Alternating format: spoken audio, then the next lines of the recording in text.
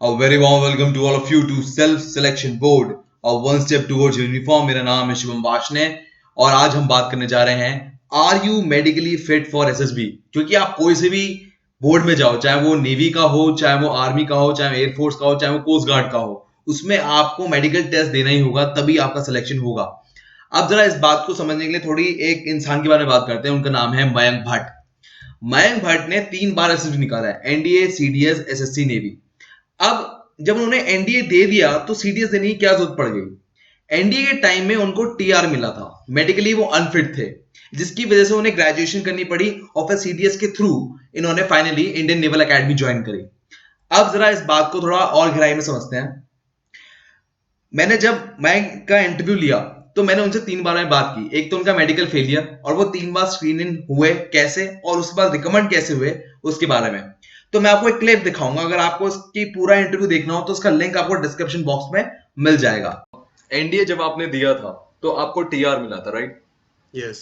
Okay, over that period of time कहीं ना कहीं आपने सोचा होगा यार अब तो सब कुछ हो गया, अब तो ज्वाइनिंग है तय, और हुआ, टीआर मिल गया आपको and you have to go back to the home एंड वहां पर आपको ऑपरेशन कराना पड़ा एंड जो 30 डेज का पीरियड होता है उसको भी आप यूज नहीं कर पाए।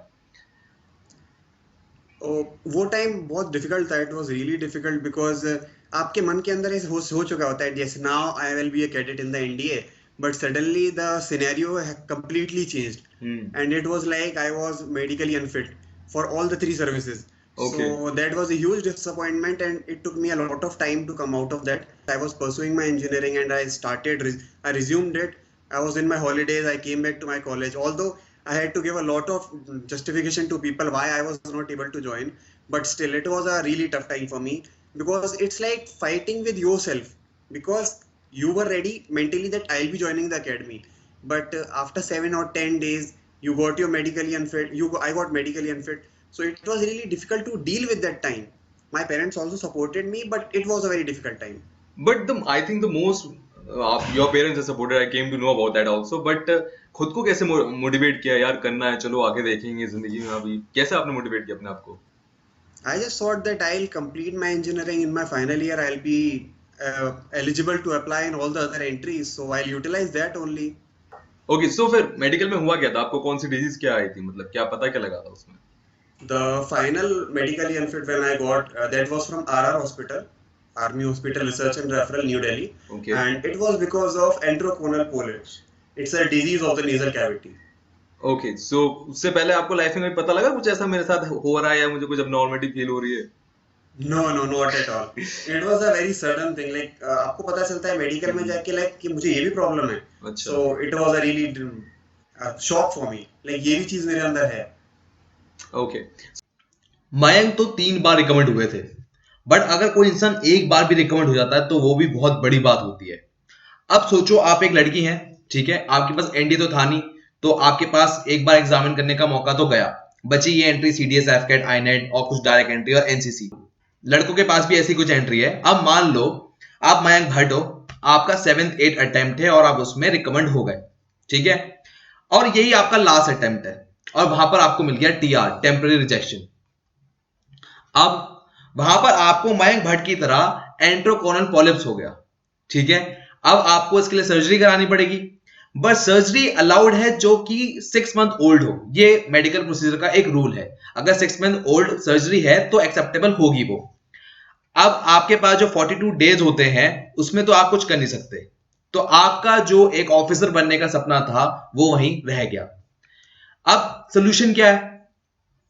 तो सोल्यूशन ये होगा कि किसी तरह आपको आज ही एक मेडिकल प्रॉब्लम पता लग जाए और आप आज उसकी सर्जरी करा लें और आपका करियर बच जाएगा, क्योंकि हर 6 महीने बाद एसएसबी आती है।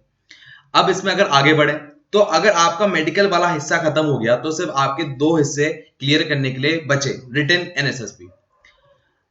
अब अगर आपको मेडिकल स्टैंडर्ड जानने हो कि भाई मेडिकल स्टैंडर्ड है क्या, तो सीडीएस नोटिफिकेशन में जो मैंने उसका लिंक डिस्क्रिप्शन बॉक्स में दे रखा है, पेज नंबर 29 में अपेंडिक्स 4 में सारे डिटेल दे रखे हैं।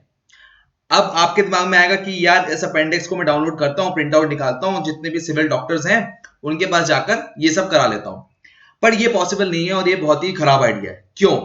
देखो, आप जब नोटिफिकेशन पढ़ोगे तो उसमें लिखा होगा कि आई इज एक्सेप्टेड फॉर 6/12, ठीक है, और लिखा होगा हाइपरमेट्रोपिया, मायोपिया, अस्टिग्मेटिज्म। अब यहां पर कहानी में आप जब डॉक्टर के पास जाओगे आंखों वाले, तो वो चेक कर देगा, हाँ जी आप 6/12 तक हो, मतलब आपकी आंख का नंबर 1 या 2 के अंदर है और आप एक्सेप्टेबल हो। पर वो आपकी डिटेल चेक नहीं कर पाएगा, आपकी आंख मतलब thickness of retina, deposit in retina या निस्टेगमस, ये बड़ी बड़ी जो चीजें हैं आंखों की बीमारी है, वो आपकी चेक नहीं कर पाएगा। वो सिर्फ आपको ये चेक करके दे देगा कि आपका आंख का नंबर कितना है और कह देगा ओके है। यही सबसे बड़ी प्रॉब्लम है। तो सोल्यूशन क्या है? किसी तरह हमें मिल जाए एक सर्विस डॉक्टर जो कि आर्म फोर्स के मेडिकल बोर्ड में उसने सर्व किया हो और उसको स्टैंडर्ड्स पता हो कि कैसे होगा काम। ये सोल्यूशन मिलेगा आपको नागपुर महाराष्ट्र में। कैसे? नागपुर महाराष्ट्र में एक इंस्टीट्यूट है, आर्म फोर्स प्रिपरेटरी एकेडमी, आफ्पा। यहां पर फ्री मेडिकल चेकअप होता है इनके स्टूडेंट्स का। वहां पर उन्होंने एक सेटअप करा है जिसमें एक्स सर्विस डॉक्टर की टीम बिठाई है और वो एक्स सर्विस डॉक्टर सारे के सारे मेडिकल चेकअप करते हैं अकॉर्डिंग टू नोटिफिकेशन। मान लो आपकी एसएससी टेक की नोटिफिकेशन है या सीडीएस की है या पायलट की है, तो जो आपकी नोटिफिकेशन है उसके स्टैंडर्ड के अकॉर्डिंग वो चेक करते हैं। अब ये जो प्रोसीजर है वो बहुत ही डिटेल मैनर में कर पाते हैं क्योंकि उनके पास टीम है और ये टीम बनाई है under doctor commander NK Natarajan. आपने इनका नाम बहुत सुना होगा। इनकी कई पॉपुलर बुक्स भी हैं और सीरीज भी आती हैं। इनका लिंक भी आपको डिस्क्रिप्शन बॉक्स में मिल जाएगा। तो अब आपके पास ये मौका है कि जो मयंक भट्ट 2013 में नहीं कर पाए थे, वो आज 2019 में आपको मिल रहा है, एक एक्स सर्विस डॉक्टर की टीम। तो आप इस नंबर पे कॉल कर सकते हैं। इस नंबर पे आपको कॉल करने पे सारी इंफॉर्मेशन मिलेगी।